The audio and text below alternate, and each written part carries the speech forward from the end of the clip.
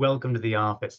We want to take a look at an example today, right now, of multiplying permutations in cyclic notation. So this is going to be a little bit different, of course. Now, back in section 8, we had performed the multiplication of permutations. Now, remember, a permutation is a function. So when we say multiplication of permutations, technically what we mean is function composition. So we work from right to left when we perform composition. So we got to make sure that we follow that particular detail because it is crucial. All right, let's take a look at our notes actually from section 8 here, because these are the permutations that I want to consider. We have sigma and we have tau both on the set A. So really what we're working in here is we're working in the set S4, right? So permutations belonging to here because it's A is the set 1, 2, 3, 4. So we want to take these permutations and we're going to write them in our section 9 notes so that way we can have them all together. But what I want to do is I want to take this permutation and that permutation, so sigma and tau. So I want to copy down sigma and I want to copy down tau. And when I do that, I know I'm moving 1, 2, 3, and 4. Right, those are the elements of the set. 1, 2, 3, and 4. And then I just need to copy down that bottom row. So for sigma, we have 4, 1, 2, 3, 4, 1, 2, 3. And for tau, we have 3, 1, 4, 2, 3, 1, 4, 2. Now, sigma, if I were to write out what sigma is, I know that it takes 1 to 4, and I know that it takes 4 to 3. I know that it takes 3 to 2, and then it takes 2 to 1. So sigma is actually a cycle itself. Tau takes 1 to 3, and it takes 3 to 4,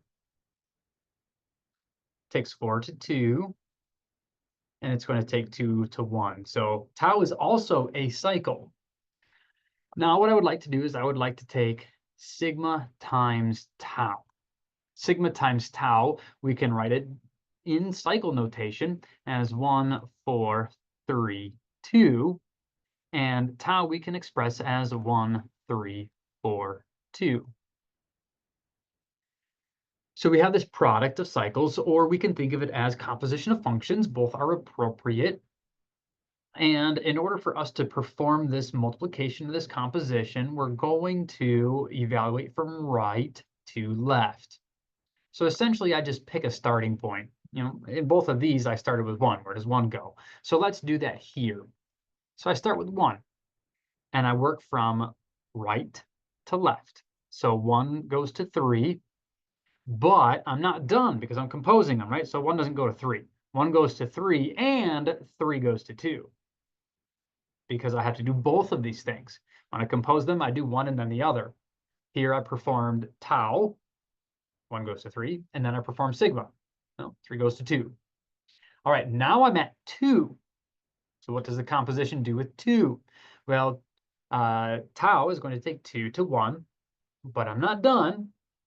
Sigma is going to take 1 to 4. So 2 overall goes to 4. Now, what does 4 do? 4 goes to 2. Of course, I have to continue on, keep working to the left. So 4 goes to 2, and then 2 goes to 1. Oh, so I'm done right there. Now I should check what happens to 3 because I don't have that written down, but 3 goes to 4 and 4 goes to 3. Therefore, 3 ends up going back to 3. And I don't have to write down the things that are fixed. So this is exactly what we're looking for. If we wanted to write that in our old notation, what happens? Well, we have 1, 2, 3, and 4. And 1 is sent to 2, 2 is sent to 4, 4 is sent to 1, and 3 is fixed. And let's verify that that's the same answer that we found for sigma tau in section 8. So section 8, sigma tau was 2, 4, 3, 1. 3 was fixed. 2, 4, 1. 3 was fixed, 2, 4, 1. Hey, look, it's the same. 2 goes to 4, 4 goes to 1, 1 goes to 2. Awesome. Awesome. And we could do the same thing with, let's see here, tau sigma, really just as a way of being, trying to be repetitive here. So if you figured it out and you understood it the first time, feel free to move on. But tau was 1, 3, 4, 2, and sigma was 1, 4, 3, 2. So let's see what happens here. Starting at 1, 1 goes to 4, 4 goes to 2. 2 goes to 1, 1 goes to 3. 3 goes to 2, 2 goes to 1. Done. I don't need to worry about the element 4 because it should be fixed. If we want to, we can check that. 4 goes to 3, 3 goes to 4. So 4 ends up going to 4. In our old notation, so this looks good for cyclic notation, the result is just a single cycle, so that's kind of cool. Let's see here, 1, 2, 3, 4. In our old notation, 1 goes to 2, 2 goes to 3, 3 goes to 1, and 4 was fixed. So for tau sigma, 2, 3, 1, 4. Tau sigma, 2, 3, 1, 4. We can see that we obtained the same result in section 8 as we do here in section 9. So that's wonderful. That's perfect. That's a good description, a good example of composing two permutations when they're given in cyclic notation.